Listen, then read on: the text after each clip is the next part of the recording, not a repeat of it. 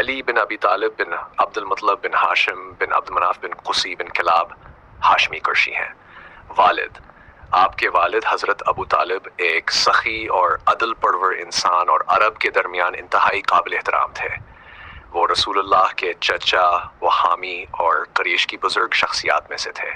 والدہ، آپ کی والدہ فاطمہ بنت اسد بن ہاشم بن عبد مناف ہیں۔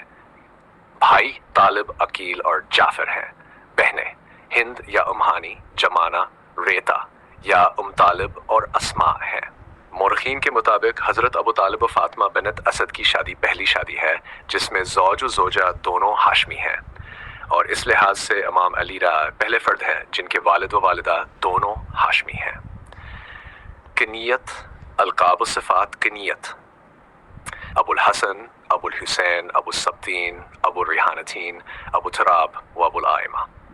امیر المؤمنین، یعصوب الدین والمسلمین، مبیر الشرک والمشرکین، قاتلال الناکثین والقاسطین والمارکین، مولائے المؤمنین، شبیہ ہارون، حیدر، مرتضی، نفس الرسول، اخوال الرسول، زوجال بتول، سیف اللہ المسلول، امیر البرہ، قاتل الفجر، قسیم الجنت والنار، صاحب اللواء، سید العرب، کشاف الکرب، الصدیق الاکبر، ذو القرنین، الہادی، الفاروق، الداعی، الشاہد، باب المدینہ، والی، وسیع، قاضی دین رسول اللہ، منجز و ادا، النبی العظیم، الصراط المستقیم، والانزع البطین۔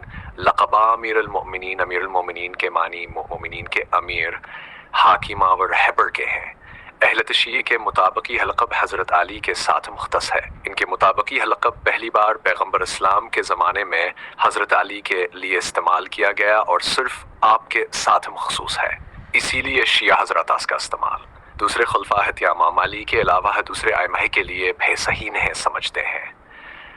جسمانی اوصاف: مختلف مصادر کے مطابق آپ کا قد درمیانہ، آنکھیں سیاہ و کھلی، ابرو کمان کی مانند کھنچے و ملے ہوئے، چہرہ انتہائی خوبصورت و دلکش، چہرے کے رنگ تگندمی، داڑھی گھنیا و شان کشادہ تھے۔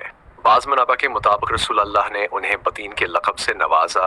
اسیوج سے بعضی خیال کرتے ہیں کہاں معاملی جسمہ، لحاظ موٹاپے کی طرف مائل تھے۔